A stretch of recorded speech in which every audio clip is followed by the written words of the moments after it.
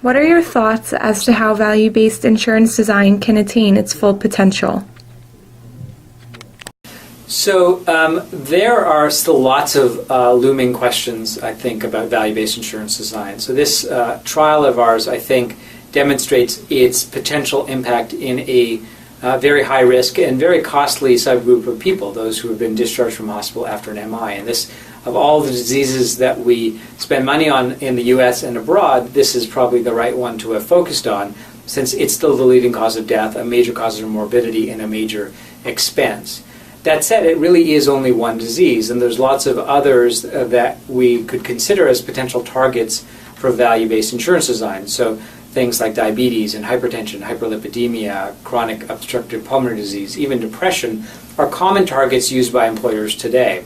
The real question looms large, though, is what's the impact on clinically relevant outcomes in those fields? So I think the first question that needs to be addressed is to replicate these kinds of studies, the kind of study that we did in those settings, since it may be the case that some of those disease classes carry the same kinds of risks and the same kinds of benefits as those that we observed, but others may not. And it shouldn't be the case that we apply value-based policies broadly to those disease classes in which it may not work. In that case, it really would not be value-based, and it would sort of defeat the basic premise.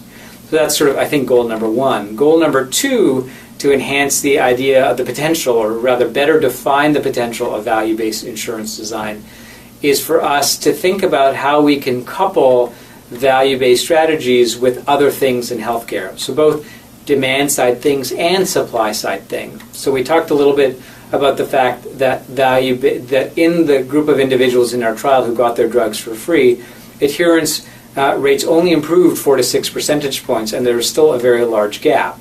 So that may mean that we need to sort of couple this idea that these drugs are being made free because they are highly valuable with other forms of patient engagement. So, for example, disease management strategies, or educational and reminder systems, or some of the other things that we talked about when we were discussing strategies to improve adherence. On the supply side, you could also imagine coupling value-based insurance design strategies with things that are happening in health system redesign, like accountable care organizations or medical homes, and other things that seek to achieve the same goals: better outcomes for patients, more affordable health care, better access, and so on and so forth. So I think the role of value-based insurance design in the broader spectrum of healthcare improvement still needs to be better defined. So I think one of the things that I find most rewarding about this particular piece of work, and then one of the things I'm most proud of, is the fact that you can take rigorous methods and apply them to policy questions. And in the real world, insurers and payers are making decisions about benefits and coverage on a day-to-day basis. And often those decisions are based upon what good instincts, or what sort of might be a good idea, but there's lots of good ideas that end up not panning out. And so I think what this research of ours highlights, and one thing that I'd like to see going forward, is the idea that we can use an evidence-based approach to policymaking, just like we use an evidence-based approach to medical practice. And that sometimes these methods need not be as laborious as the trial we embarked on. There's lots of other effective ways to do this much more efficiently.